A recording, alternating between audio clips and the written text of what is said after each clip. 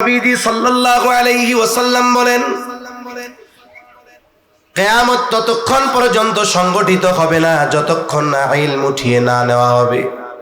আর ইলম উঠিয়ে নেওয়ার পদ্ধতি কোরআন হাদিস এক রাত্রে উঠে যাবে না, বরং আলেমদেরকে উঠিয়ে নেওয়ার মাধ্যমে ইলম উঠায় নেওয়া হবে। 2 নাম্বার, নবীজি সাল্লাল্লাহু আলাইহি ওয়াসাল্লাম বলেন, ওয়া তাকসুরাজ জালাজিলু, কিয়ামতের আগে জালজালা ভূমিকম্প বেড়ে যাবে। ভূমিকম্প এটা সব সময় পৃথিবীতে হয়, কিন্তু আমরা টের পাই না। ভূমিকম্প কেন হয়? ভূতাত্ত্বিকরা বলেন ভূমিকম্প হওয়ার কারণ হলো আমরা পৃথিবীর উপরিভাগে বসবাস করি। মনে করেন পৃথিবীটা একটা ফুটবলের উপর অংশে আমরা আছি। এখন আমরা যে বসবাস করি, পৃথিবীর পুরো উপরিভাগ একত্রে নয়, এটা খণ্ড খণ্ড, আলাদা আলাদা। বিজ্ঞানের ভাষায় এক একটা খণ্ডকে এক একটা প্লেট বলে, সহজার্থে বোঝানোর জন্য বলতেছি। মনে করেন এই একটা অংশ পৃথিবীর উপরিভাগের, এই আর একটা অংশ, এই অংশটা আফ্রিকা মহাদেশ অথবা ইউরোপ মহাদেশ, এই অংশটা এশিয়া মহাদেশ, বোঝানোর সহজার্থে বলতেছি আর কি। এখন এর উপরে আছে ইউরোপ বা আফ্রিকার মানুষেরা, এর উপরে আছে এশিয়ার মানুষেরা। এখন এই প্লেটগুলো আলাদা আলাদা, এগুলো নড়াচড়া করে, এক জায়গায় স্থির না। এগুলো যে চলে, এই চলার গতি কত? যেমন প্রাইভেট কার ঘন্টায় চলে 70-80 কিলো গতিতে। বাংলাদেশের ছোট বিমানগুলো ঘন্টায় চলে 450-500 কিলোমিটার গতিতে। বড় বড় বোয়িং বিমানগুলো, এগুলোই ঘন্টায় গতি প্রায় 1000 কিলোমিটার গতিতে চলে। এই যে পৃথিবীর উপরিভাগের যেই প্লেটগুলো, এগুলো নড়াচড়া করে, এগুলার গতি কত? বলে গতি বেশি না, এগুলো এক বছরে চলে মাত্র 10 থেকে 16 সেন্টিমিটার। এক বছরে কয় কিলো যায়? কিলো, কথা কি বুঝতেছেন? 10 থেকে 16 সেন্টিমিটার নড়াচড়া করে, সারা বছর এগুলা নড়ে। এই যে নড়াচড়ার গতি কত? 10 থেকে 16 সেন্টিমিটার। এজন্য পৃথিবীতে সব সময় ভূমিকম্প হয়, মৃদু ভূমিকম্প, কিন্তু এগুলা মানুষ টের পায় না, এগুলোর গতি কম থাকার কারণে। তবে কিছু কিছু সময় এই গতিটা বেড়ে যায়। মনে করেন যদি নড়াচড়ার গতি হয় 16 সেন্টিমিটার প্রতি বছরে, 16 সেন্টিমিটার গতিতে নড়াচড়া করলে ভূমিকম্পর মাত্রা হয় মনে করেন 3.5 রিখটার স্কেল। এখন যদি এই গতিটা দ্বিগুণ হয়, বছরের গতি যদি 16 থেকে 32 সেন্টিমিটার হয়, 16তে যদি 3.5 মাত্রার ভূমিকম্প হয়, 32-এ ভূমিকম্পর মাত্রা হবে কত?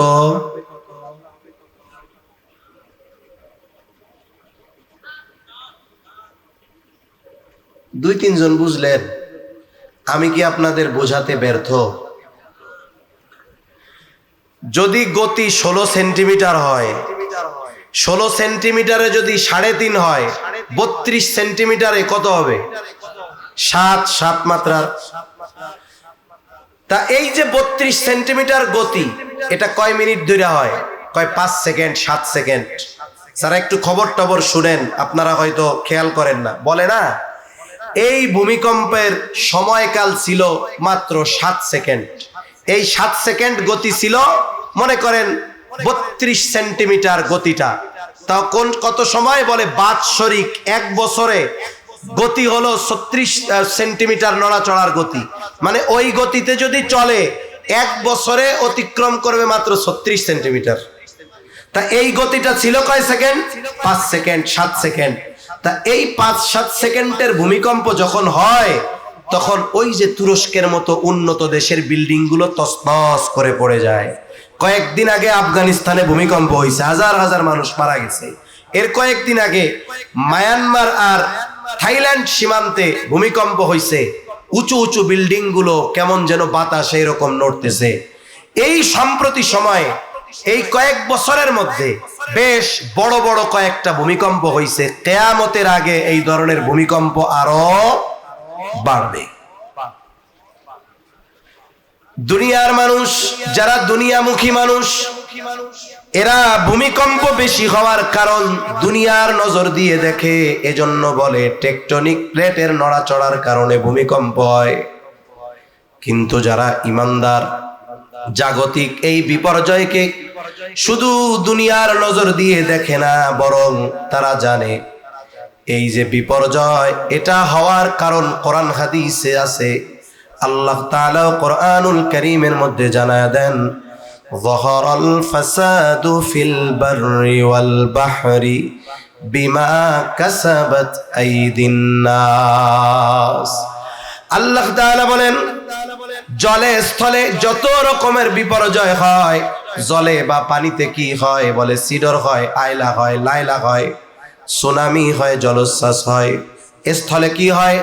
পাহাড় ধস, ভূমিধস, ভূমিকম্প, অতিবৃষ্টি, অনাবৃষ্টি, অতি খরা। এই যে জল স্থলের যেই বিপর্যয়, এগুলো আল্লাহ তাআলা বলেন সব হলো মানুষের হাতের কামাই।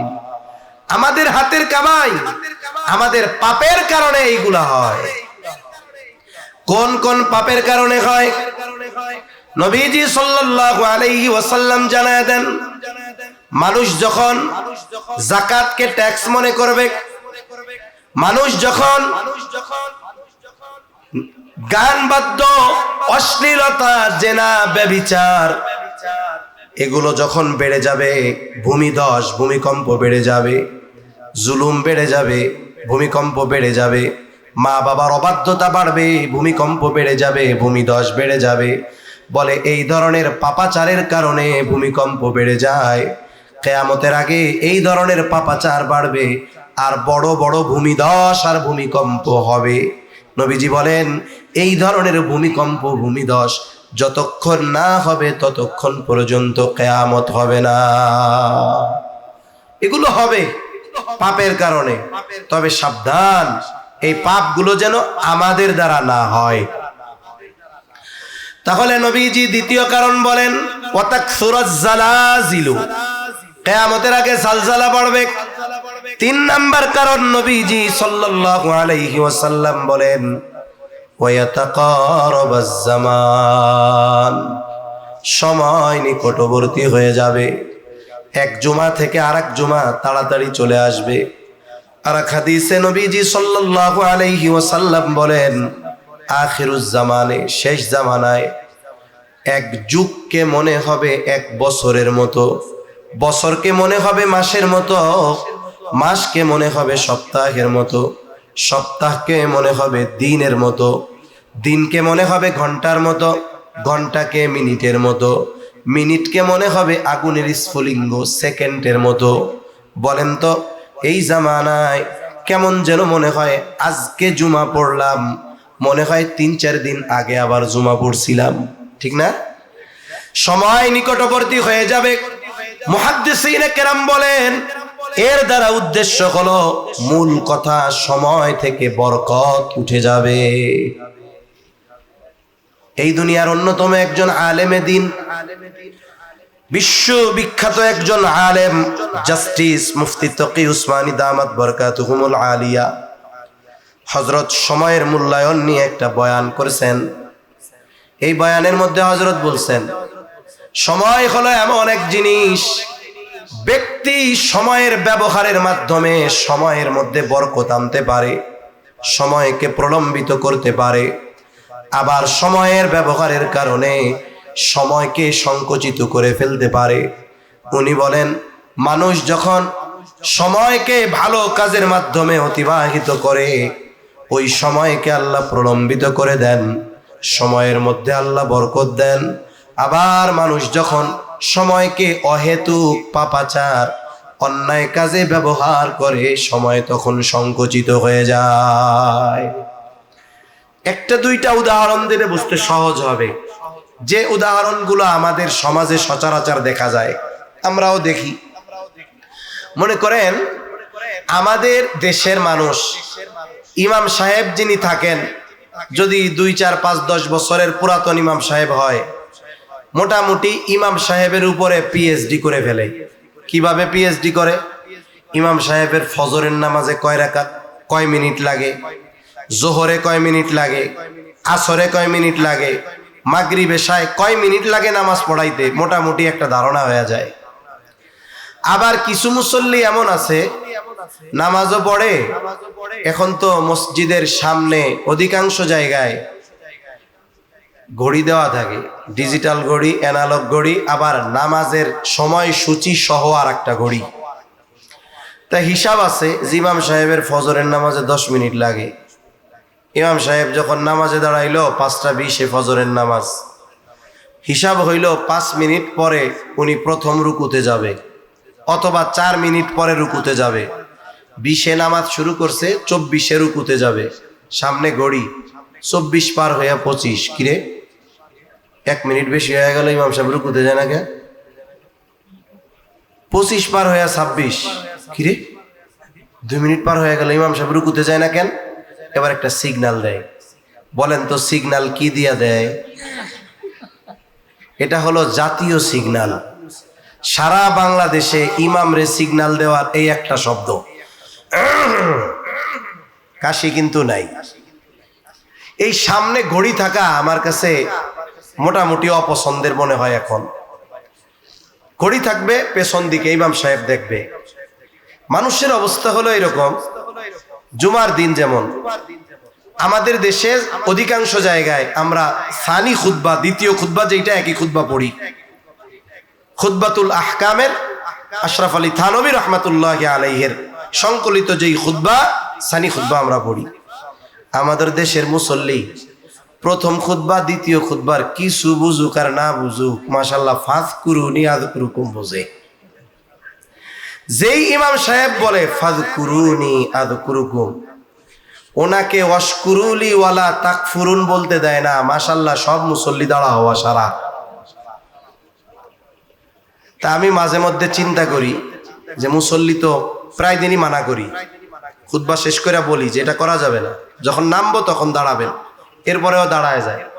মাঝে মধ্যে ভাবি, কিন্তু করা হয় নাই এখনো, যে একদিন ফাযকুরুনি আযকুরুকুম ওয়াশকুরুলি ওয়ালা তাকফুরুন বলার পরে আরো 3 মিনিট আমি খুতবা পড়বো, তাহলে যে কয়টা দাঁড়াইবো সোজা হয়ে যাবে একদিনে।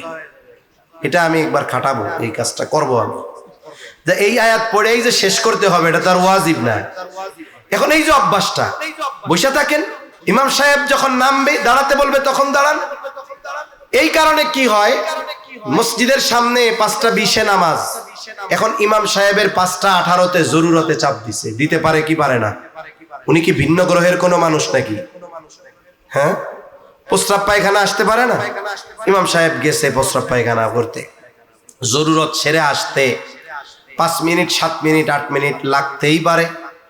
কিন্তু দেখবেন এতক্ষণ বসে আছে, ইমাম সাহেবের এই 2 3 4 5 মিনিটের লেট এটা আর সহ্য হয় না, সবাই দাঁড়ায় যায়, এই কই গেল অস্থির হয়ে যাচ্ছে ইমাম সাহেবের জন্য। না থাকলে তো এই অবস্থা, ইমাম সাহেব আছে উপস্থিত, সজাগও আছে, ঘুমায়ও যায় নাই, মইরাও যায় নাই, সামনে ঘড়িও আছে।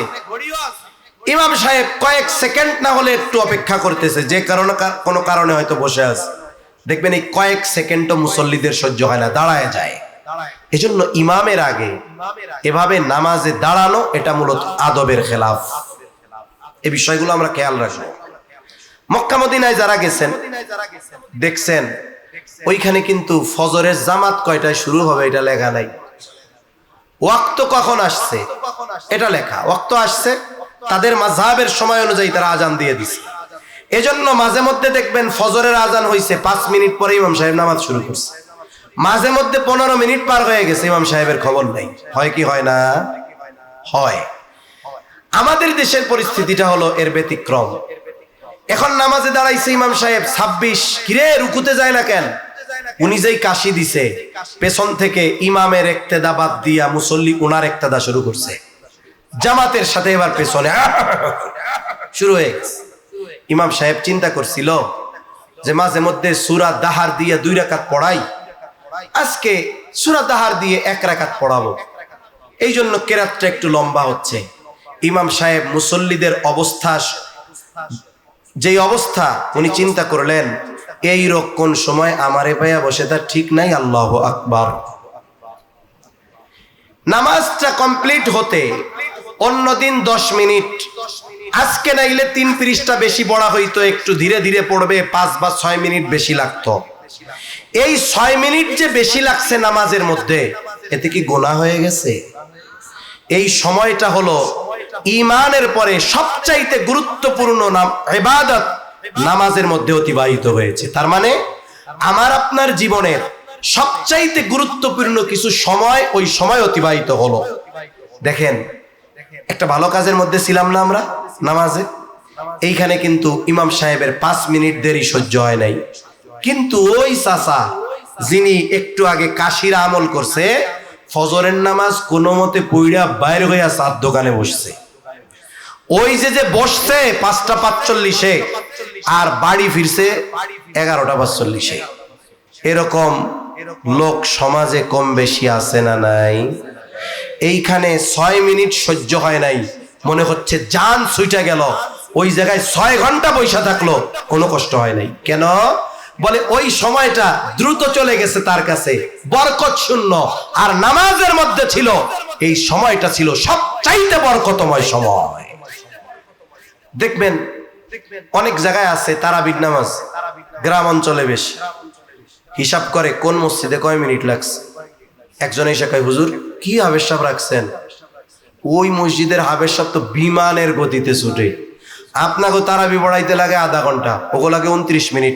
কালকে থেকে যদি আপনাকে 28 মিনিটে না হয়, তাহলে কিন্তু আমরা নামাজ পড়ুন না। 2টা মিনিট বেশি লাগে, এটুকু সহ্য হয় না নামাজের মধ্যে। অথচ তারাবি শেষ করে বৈশা আড্ডা মারতেছে 3 ঘন্টা, একটুও কষ্ট লাগে না। আছে না নাই? আছে। এজন্য বরকতহীন সময়গুলো, অনর্থক কাজের এই সময়গুলো বরকত শূন্য, দ্রুত চলে যায়। আর আমরা যদি ভালো কাজে সময় অতিবাহিত করি, দেখবেন সময়গুলো আমাদের কাছেই মনে হবে অনেক লম্বা, বরকতময়। এ দুনিয়া থেকে মানুষ মারা যাবার পরে মৃত মানুষ কথা বলে, কিন্তু এই কথা দুনিয়ার মানুষ শুনে না। নবীজি বলেন, যদি মৃত মানুষের কথা দুনিয়ার মানুষ শুনতে পারত, ভয়ে দাফন কাফন বাদ দিয়ে দিত। যেই মানুষেরা এই দুনিয়ার সময়গুলো অহেতুক, অনর্থক আর গোনার কাজে অতিবাহিত করেছে, এই মানুষগুলো মারা যাওয়ার পরে আল্লাহর কাছে একটা ফরিয়াদ করে। সে ফরিয়াদ করে, কিন্তু আমরা শুনি না। কিন্তু শোনে কে? একটু জোরে বলেন না, কে শুনে? আল্লাহ শুনে। কি বলে সে? সে রবের কাছে বলে খুব আবেগের সাথে, বিনয়ের সাথে, فيقول ربي لولا أخرتني إلى أجل قريب فأصدق وأكن من الصالحين।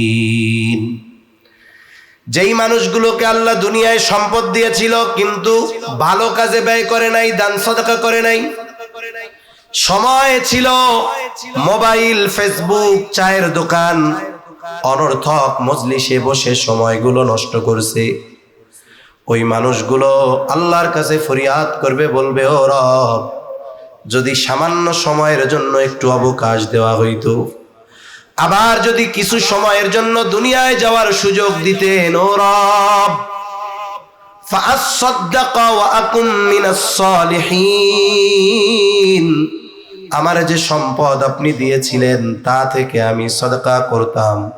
শুধু তাই না, এত বেশি সৎ কর্ম করতাম, নেক কাজ করতাম। ওয়া আকুম মিনাস সালিহিন, আমি সৎ কর্মশীলদের অন্তর্ভুক্ত হয়ে যাইতাম। সামান্য সময়ের জন্য দুনিয়ায় যাওয়ার একটু সুযোগ দেন। বলেন তো ওই ব্যক্তি যত আবেগ, যত দরদ নিয়ে এই ফরিয়াদ আল্লাহর কাছে করুক না কেন, একটা সেকেন্ডের জন্য পুনরায় দুনিয়ায় আসার সুযোগ দিবে নাকি? অথচ যেই সময়ের জন্য এত কামনা, এত ফরিয়াদ, সেই সময় এখন আমাদের হাতে আছে। এজন্য সময়গুলো খেলায় খেলায় কাটাবো না, ভালো কাজে কাটাবো, অনর্থক কাজে ব্যয় করব না। হাকিমুল উম্মাত আশরাফ আলী থানভী রহমাতুল্লাহি আলাইহি বলেন, দুনিয়ায় 2 ধরনের মজলিস ছাড়া কোনো মজলিস নিরাপদ নয়। প্রথমত দ্বীনি মজলিস, দ্বিতীয়ত দুনিয়াবি বৈধ উপকারের মজলিস। এই 2 ধরনের মজলিস ছাড়া যত মজলিস, সব মসজিদগুলো অহেতুক অনর্থক আর গুনাহ কামানোর মজলিস। 4 নম্বর, নবীজি সাল্লাল্লাহু আলাইহি ওয়াসাল্লাম বলেন ওয়াতাযহারাল ফিতান। এখানে ফিতনা দ্বারা উদ্দেশ্য হলো দাজ্জালের ফিতনা। যতক্ষণ না দাজ্জালের আবির্ভাব না ঘটবে ততক্ষণ পর্যন্ত কিয়ামত সংঘটিত হবে না। নবীজি উম্মতের প্রতি বড় রহমদিল, এই জন্য ফিতনা থেকে বাঁচার আমল নবীজি শিখায় দিয়েছেন। দাজ্জাল হঠাৎ করে চলে আসবে না। দাজ্জাল আসার আগে এই উম্মতের উপরে একের পর এক ফিতনা আসতে থাকবে। বলে ফিতনা এমন ভাবে আসবে, একটা তাসবিহ যদি ছিঁড়ে যায়, তাসবিহর দানা একটা একটা করে পরপর যেমন জমিনে পতিত হতে থাকে, এই উম্মতের উপরে একের পর এক ফিতনা আসতে থাকবে। দাজ্জালের ফিতনা হলো সবচাইতে বড় ফিতনা। নবীজি আমল শিখায় দিয়েছেন সূরা কাহফের আমল। এই যে জুমাবার চলে গেছে, কে কে আছেন সূরা কাহফের আমলটা করছেন? একটু হাত উঁচা করেন। আলহামদুলিল্লাহ, একজন দুইজন পাইছি। ওই যে পিছনে 2-1 আছে, সবটি মোল্লা মোল্লা আমার মতো মনে হইতেছে। একটু চিন্তা করে দেখেন, নবীজি বলেন যেই ব্যক্তি জুমার দিন সূরা কাহফের আমল করবে, আল্লাহ তাআলা তাকে দাজ্জালের ফিতনা থেকে হেফাজত করবে। কমপক্ষে 10 আয়াত। কমপক্ষে কয় আয়াত? 10 আয়াতের আমল আমার আপনার জীবনের জন্য জরুরি বানায় নিব। কত জরুরি? বলে শ্বাস প্রশ্বাস বেঁচে থাকার জন্য যেমন জরুরি, আমরা সূরা কাহফের কমপক্ষে যারা না পারি প্রথম 10 আয়াতকে ওই রকম জরুরি আমাদের জন্য বানায় নিব। কোন ইনশাআল্লাহ? আরো জোরে কোন ইনশাআল্লাহ? আরে হাটহাজারি এইখানে কি হুজুরের অভাব আছে? আপনি পড়তে পারেন না, ঘর থেকে বাইরে হইলেই দেখবেন একজন তালিবুল ইলম ডাক দিবেন, এই বাপ তুমি কি হাফেজ? জি স্যার। এই সূরা কাহফটা শোনাও আমারে, আমি তো পড়তে পারি না, একটু শোনাও। কমপক্ষে 10 আয়াত পড়া শোনাইবা। 1 পৃষ্ঠার থেকেও 1 আয়াত কম, স্বাভাবিক পৃষ্ঠার চাইতে 3 আয়াত কম, 3 লাইন কম, মোট হলো 12 লাইন। ওর পড়তে লাগবে 1 মিনিট। আপনি শুনবেন, আপনি তো পড়তে পারেন না, 100 টাকা হাদিয়া দিয়ে দিবেন, কবেন যে প্রতি শুক্রবার এসে আমারে শোনাইবা। এখন কি হইলো? আপনি প্রতি জুমায় শুনতে শুনতে আশা করা যায় এক সময় আপনি 10 আয়াতের হাফেজ হয়ে যাবেন। এর ফজিলত কথা আমাদের বুজুর্গানে দিন বলেন যে দাজ্জাল তো আসবে, এর আগে কত ফিতনা আসবে, সত্য মিথ্যা যাচাই বাছাই করা এটা মানুষের জন্য কঠিন হয়ে যাবে। এজন্য আমাদের বুজুর্গা কেউ যদি এই আমল ধারাবাহিক ভাবে করে সূরা কাহফের আমল, আশা করা যায় যে আমলটা দাজ্জালের মতো মহা ফিতনা থেকে উম্মতকে হেফাজত করবে। এই আমল যদি কেউ ধারাবাহিক ভাবে করে, আশা করা যায় দাজ্জাল আগমনের আগে যত ফিতনা আসবে সব ফিতনা থেকে আশা করা যায় আল্লাহ ওই আমলকারীকে হেফাজত করবে। তাহলে আমল করব তো ইনশাআল্লাহ। আল্লাহ তৌফিক দান করেন। 5 নম্বর, নবীজি সাল্লাল্লাহু আলাইহি ওয়াসাল্লাম বলেন ওয়াতাকসুরাল হারজ। কিয়ামতের আগে হত্যাকাণ্ড বেড়ে যাবে। সাহাবায়ে কেরাম জিজ্ঞাসা করলেন, ইয়া রাসূলুল্লাহ, আমরা তো প্রতি বছর যুদ্ধের ময়দানে হাজার হাজার মুশরিকদের হত্যা করি, এটা কি হারজ? নবীজি হারজের পরিচয় দিয়ে বলেন ওয়াহুয়াল কতলুল কতল, এটা হলো পারস্পরিক হত্যাকাণ্ড। মুসলমানদের সাথে কাফের মুশরিকদের হত্যাকাণ্ড নয়, বরং এটা হলো পারস্পরিক হত্যাকাণ্ড যা মুসলমানদের নিজেদের মধ্যে সংগঠিত হবে। এক প্রতিবেশী অপর প্রতিবেশীকে হত্যা করবে, চাচা ভাতিজাকে হত্যা করবে, ভাই ভাইকে হত্যা করবে, বন্ধু বন্ধুকে হত্যা করবে। এই দুনিয়ায় প্রতিদিন কাফেররা যত মুসলমান হত্যা করে তার চাইতে মুসলমানদের মাধ্যমে 10 গুণ বেশি মুসলমান হত্যা হয়। মনে করেন এই পৃথিবীতে যদি দৈনিক কাফেররা 100 মুসলমান হত্যা করে, কথার কথা কাফেররা হত্যা করে কত? জোরে জোরে কত? 100। কাফেররা যদি হত্যা করে 100, কয় মুসলমানরা হত্যা করে আর এক মুসলমান, এর সংখ্যা কমপক্ষে 1000। তাহলে বলেন মুসলমানদের হত্যা কাফেররা বেশি করে না মুসলমানরা বেশি করে? আমরা বেশি করি। সুদানে প্রতিদিন মরতেছে, বিভিন্ন জায়গায় মরতেছে, আমাদের দেশে মরতেছে। ব্যক্তিগত কারণ, পারিবারিক কারণ, রাজনৈতিক কারণ, আধিপত্য বিস্তার কেন্দ্র করে কারণ, সরকারি জমি দখল করণীয় কারণ, চরের জমি দখল করণীয়, গেঞ্জাম, মারামারি, একের পর এক দ্বন্দ্ব, খুন আছে। এই ধরনের হত্যাকাণ্ড সময়ের সাথে সাথে আরো বাড়বে। সাবধান, বাড়বে ঠিক, কিন্তু আমাদের দ্বারা হত্যাকাণ্ড বহুদূর। যেন আমার জবান দ্বারা এক মুসলমান যেন কষ্ট না পায়। নবীজি সাল্লাল্লাহু আলাইহি ওয়াসাল্লাম বলেন, সিবাবুল মুমিনি ফুসুকুন ওয়া কিতালুহু কুফ। মুমিনকে গালি দেওয়া ফাসিক, হত্যা করা কুফরি। আবার একজন খাঁটি মুসলমান, সে শুধু মুসলমানই নিছে আর গরুর গোশত খাইলেই সে মুসলমান হয় না। খাঁটি মুসলমানের পরিচয় নবীজি এক হাদিসের মধ্যে বলেন, আল মুসলিমু মান সালিমাল মুসলিমুনা মিন লিসানিহি ওয়া ইয়াদিহি। নবীজি বলেন, প্রকৃত মুসলমান হলো সে যার জবান এবং হাতের অনিষ্ট থেকে অপর মুসলমান নিরাপদ থাকে। আমি অনেক ইবাদত করি, কিন্তু আমার জবান থেকে মুসলমান নিরাপদ নয়। আমি বকা দেই, তারপরে গীবত করি, তারপরে তারে অপবাদ দেই। জাগতিক কারণে আমি আর এক মুসলমান ভাইকে জবান দিয়েও কষ্ট দিব না, কিন্তু দ্বীনের কারণে আমার বাপকেও ছাড়বো না। ঠিক কিনা কোন? দ্বীনের কারণে কারো ছাড় নাই, কিন্তু জাগতিক কারণে আমি আর এক মুমিন ভাইকে জবান দিয়েও কষ্ট দিব না। শুনেন, ইবাদতের মাধ্যমে আল্লাহর কাছে উত্তম হওয়া যায় না, অথচ মুসলিম ভাইয়ের সাথে, প্রতিবেশীর সাথে ভালো আচরণের মাধ্যমে উত্তম মানুষ হওয়া যায়। কষ্ট হইতেছে, কথা শেষের দিকে, অল্প সময়ের মধ্যে শেষ করে দিব। রাসূল সাল্লাল্লাহু আলাইহি ওয়াসাল্লামের কাছে দুইজন মহিলার ব্যাপারে খবর আসছে। একজনের ব্যাপারে বলা হলো, ইয়া রাসূলুল্লাহি সাল্লাল্লাহু আলাইহি ওয়াসাল্লাম, এক মহিলা, সে কোনো ধরনের আমল ছাড়ে না। তাহাজ্জুদ, আওয়াবিন, ইশরাক, চাশ সব নামাজ আছে, সকাল সন্ধ্যার কোনো আমল ছাড়ে না, জিকির আজগার ছাড়ে না, আইয়াম বীজের রোজা ছাড়ে না, সোম বৃহস্পতিবারের রোজা ছাড়ে না। কোনো আমলের তার অভাব নাই, এমন কোনো আমল নাই সে করে না। সমস্যা একটা, সে তার প্রতিবেশীর সাথে খারাপ আচরণ করে। আরেকজনের ব্যাপারে বলা হলো, ইয়া রাসূলুল্লাহ সাল্লাল্লাহু আলাইহি ওয়াসাল্লাম, এই মহিলা যেই আমল না করলে নয় এর চাইতে বেশি করে না। তার মানে যেটা ফরজ, ওয়াজিব, সুন্নাতে মুআক্কাদা, এর বেশি সে কিছুই করে না। কিন্তু সে তার প্রতিবেশীর সাথে খারাপ আচরণ করে না, ভালো ব্যবহার করে। দুই মহিলার মধ্যে কে উত্তম? নবীজি জবাব দিলেন, যেই মহিলা তার প্রতিবেশীর সাথে ভালো আচরণ করে সে উত্তম।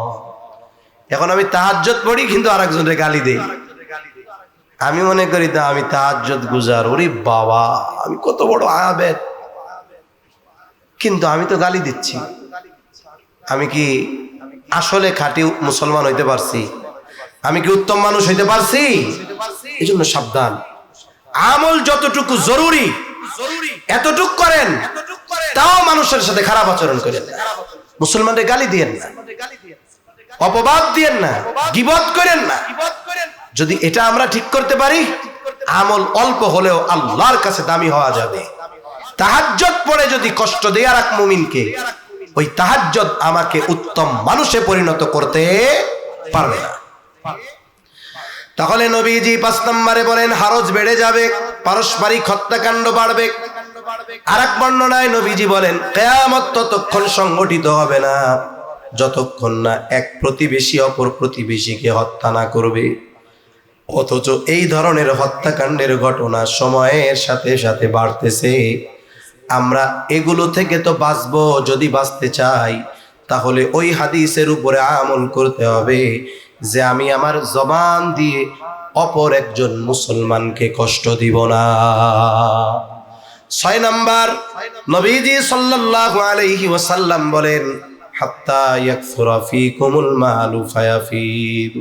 নবীজি বলেন কিয়ামতের আগে মানুষের সম্পদ উপচে পড়বে।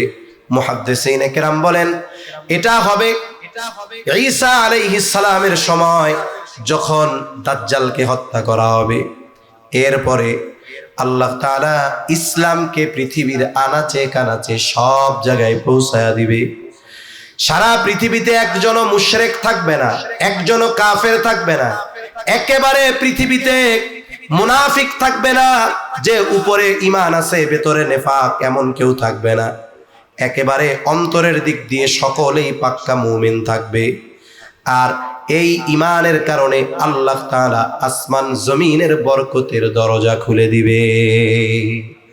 আল্লাহ তাআলা এক আয়াতের মধ্যে বলেন ওয়ালাউ আন্না আহলাল কুরা আমানু ওয়াত্তাকাউ লাফাতাহনা আলাইহিম বারাকাতিম মিনাস সামাই ওয়াল আরদ।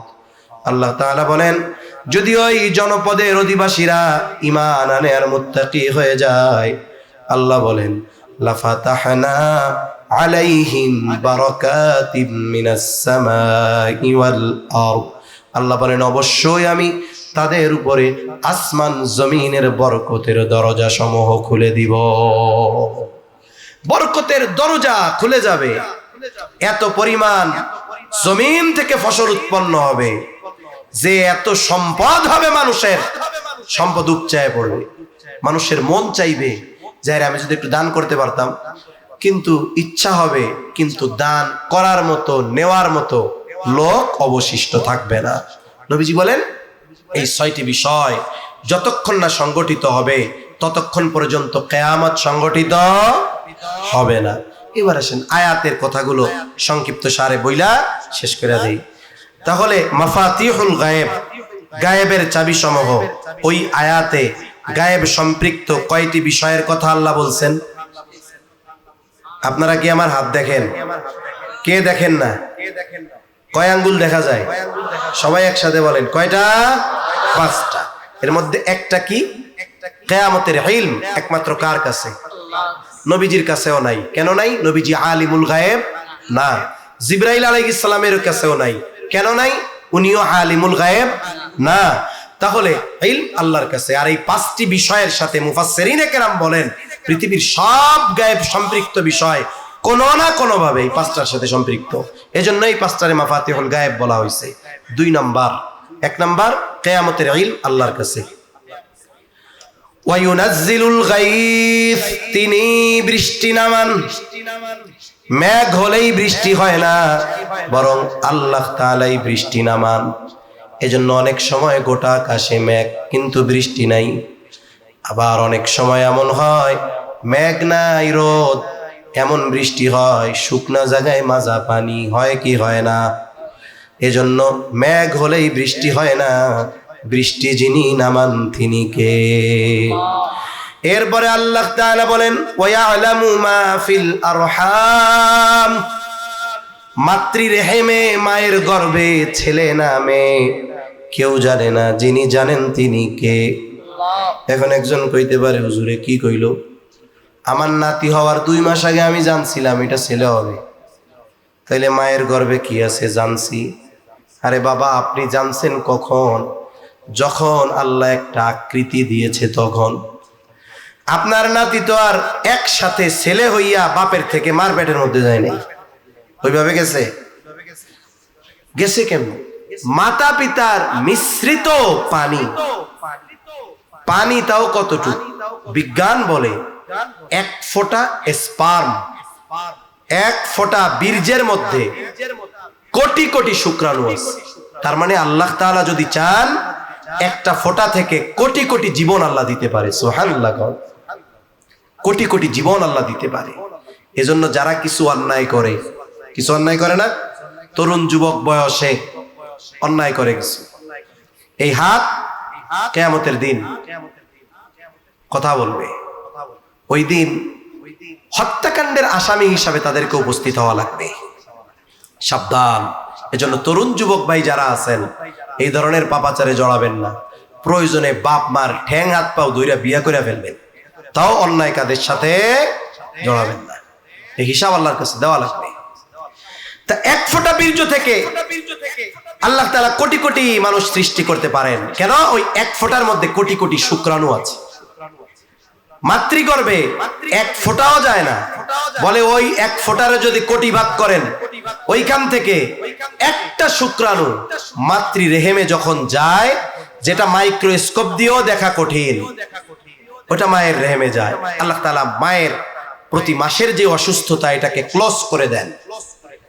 এবার আল্লাহ তাআলা তার কুদরতি প্রসেসিং এর মাধ্যমে ওই সুয়ের আগায়ও যেই পরিমাণ পানি, ওর চাইতে ক্ষুদ্র জিনিসটাকে আল্লাহ তাআলা একটা রক্তপিণ্ডে তৈরি করেন। এরপরে এক সময় একটা মাংসপিণ্ড হয়। এভাবে কমপক্ষে 4 মাসের প্রসেস চলতে থাকে এভাবে। এখন 4 মাসের মাথায়ও সে মাংসপিণ্ড। বলেন তো, দুনিয়ার কোন বিজ্ঞান আর বিজ্ঞানী আছে, কোন মাইক্রোস্কোপ আর আল্ট্রাসোনোগ্রাফি আছে, ওটা দিয়ে চেকিং করে ওই রক্তপিণ্ড বা মাংসপিণ্ড ওটা দেখে বলে দিবে এটা ছেলে না মেয়ে? দুনিয়ার কোনো বিজ্ঞান আর বিজ্ঞানী আছে? কিন্তু ওই সময়ও যখন ওই যে শুক্রাণু ছিল, এটা ছেলে হবে না মেয়ে হবে, যিনি জানেন তিনি কে? আরো জোরে বলেন কে? জানছেন কখন? যখন ওই মাংসপিণ্ডে আল্লাহ প্রাণ দিয়েছে, এরপরে আল্লাহ তাআলা ওইটাকে একটা আকৃতি দিয়েছে, এরপরে আপনি জানতে পারছেন এটা ছেলে না মেয়ে। কিন্তু যখন রক্ত ছিল, বীর্য ছিল, মাংসপিণ্ড ছিল, তখন দুনিয়ার কেউ জানতো না এটা কি হবে, কিন্তু যিনি জানতেন তিনি কে? আরো জোরে বলেন কে? আল্লাহ জানতেন। এজন্য আল্লাহ তাআলা বলেন, ওয়ায়ালামু মা ফিল আরহাম, মায়ের রেহেমে কি আছে দুনিয়ার কেউ জানে না, আল্লাহ জানে।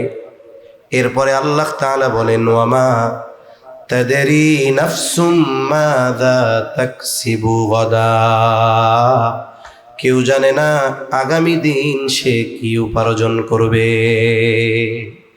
মানুষের অবস্থা সাধারণত দুইটা হয়। একটা হলো টাকা পয়সা, সম্মান, ক্ষমতা, প্রভাব, প্রতিপত্তি সব আছে। আর একটা হলো ভালো মানুষ কিন্তু অভাব আছে। এখন যার আছে সে কি করবে? সে করবে শকর। যার আছে সে করবে কি? কথা কয় না। শকর করবে। কার শকর করবে? সে শাকির হবে। কিন্তু আফসোস সে করে ফখর। শকর বাদ দিয়ে কি করে? মানে অহংকার করে, অহংকার করে। এখন যার নাই সে করবে সবর। এখন সে কি হয়? সে হয়ে যায় হতাশ।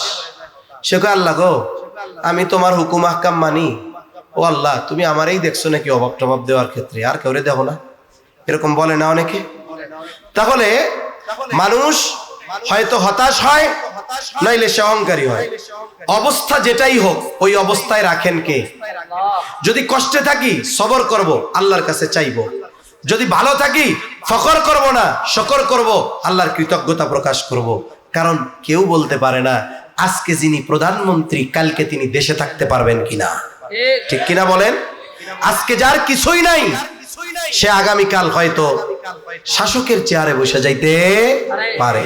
একটা কবিতা কয় না, নদীর এপার ভাঙে ওপার গড়ে, এই তো নদীর খেলা, সকাল বেলার ধনী রে তুই ফকির সন্ধ্যা বেলা। এজন্য যার আছে আমরা শুকরিয়া আদায় করি যে আল্লাহ আমারে দিছে, আলহামদুলিল্লাহ। আর যার নাই সে সবরের সাথে আল্লাহ তাআলার কাছে চাইবো। কারণ আমি জানি না আগামীকালকের কি অবস্থা হবে আমার। আজকের কোটিপতি আগামী দিন রাস্তায় বসা লাগতে পারে, তার পারে কি পারে না? পারে। এরপরে আল্লাহ তাআলা বলেন, ওয়ামা তাদরি নাফসুম বিআই আরদিন তামুত, কেউ জানে না কোন জমিনে তার মৃত্যু হবে। রাসূলুল্লাহ সাল্লাল্লাহু আলাইহি ওয়াসাল্লাম বলেন, যার যেই জায়গায় মৃত্যু লেখা, যদি তার কোনো প্রয়োজন ওই জায়গায় নাও থাকে, আল্লাহ প্রয়োজন সৃষ্টি করে তাকে ওই জায়গায় নিয়ে যায়। অনেক সময় আমাদের দেশের অনেক যুবক তরুণ ভাইয়েরা প্রবাসে যায়। প্রবাসে কেউ প্রবাসে মরতে যায় না। কেন যায়? একটু সচ্ছলতা অর্জনের জন্য যায়, পরিবারের মুখে হাসি ফোটানোর জন্য যায়। কিন্তু আফসোস, প্রতিদিন প্রবাস থেকে দেশে লাশ আসে কি আসে না? ওই জায়গায় গেছিল উপার্জনের জন্য, কিন্তু ওই জমিনে আল্লাহ তার মৃত্যু লিখে রাখছে। এই জন্য উপার্জনের প্রয়োজন সৃষ্টি করে আল্লাহ তাকে ওই জায়গায় নিয়ে গেছে। তাহলে এই যে মৃত্যু হবে, সময় স্থান নির্ধারিত, কিন্তু আমাদের জানা নেই। আমাদের জানা আছে? এজন্য আমাদের কি করা দরকার? সব সময় প্রস্তুত থাকা দরকার। কারণ আমি জানি না, আমরা জানি না এখান থেকে বাসায় যেতে পারবো কিনা, আমরা জানি না আগামীকালের সূর্যোদয় আমরা দেখতে পারবো কিনা। এই নিশ্চয়তা আছে? যেহেতু নিশ্চয়তা নাই, তাহলে সব সময় মৃত্যুর জন্য প্রস্তুত থাকা, এটা হলো বুদ্ধিমানের কাজ। রাসূল সাল্লাল্লাহু আলাইহি ওয়াসাল্লাম বলেন, চালাক হলো ওই ব্যক্তি যে অল্প দিনের দুনিয়ারে কাজে লাগাইয়া অনন্তকালের জান্নাতের মালিক হয়ে যায়। এখন আমরা যদি এই অল্প দিনের দুনিয়ার পিছনে ঘুরে আখেরাত হারাই, তাহলে আমাদের মতো বড় বোকা আর কেউ নাই। এই জন্য সম্মানিত উপস্থিতি, আল্লাহ তাআলা কোরআনুল কারীমে আমাদের পরিচয় দিতে গিয়ে সূরা বাকারার শুরুতে হুদাল্লিল মুত্তাকিন, কোরআন যে মুত্তাকিন তথা ইমানদারদের জন্য যে পথপ্রদর্শক, এই জায়গা মুত্তাকিন দ্বারা উদ্দেশ্য ইমানদার। আল্লাহ পরিচয় দিচ্ছেন ইমানদার কারা।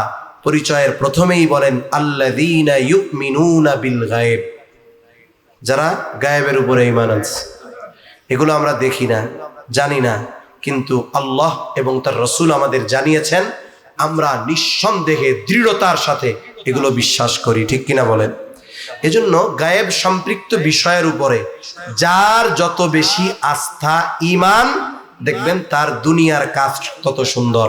কিয়ামত গায়েব সম্পৃক্ত বিষয়, হিসাব নিকাশ গায়েব সম্পৃক্ত বিষয়, পুলসরাত গায়েব সম্পৃক্ত বিষয়, জান্নাত জাহান্নাম গায়েব সম্পৃক্ত বিষয়।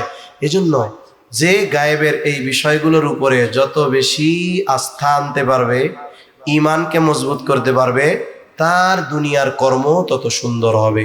সাথে সাথে কিয়ামত সংগঠিত হওয়ার আগে অনেক পাপাচার অনাচার এগুলো বাড়বে, এটা আল্লাহর রাসূল বলছে। তবে এই বাড়াটা যেন আমার দ্বারা না হয়, আমাদের দ্বারা যেন না হয়। যেগুলো বর্জনীয় মন্দ এগুলো থেকে বাঁচবো, যেগুলো ভালো এগুলো করবো। কোন ইনশাআল্লাহ? আরো জোরে ইনশাআল্লাহ। আল্লাহ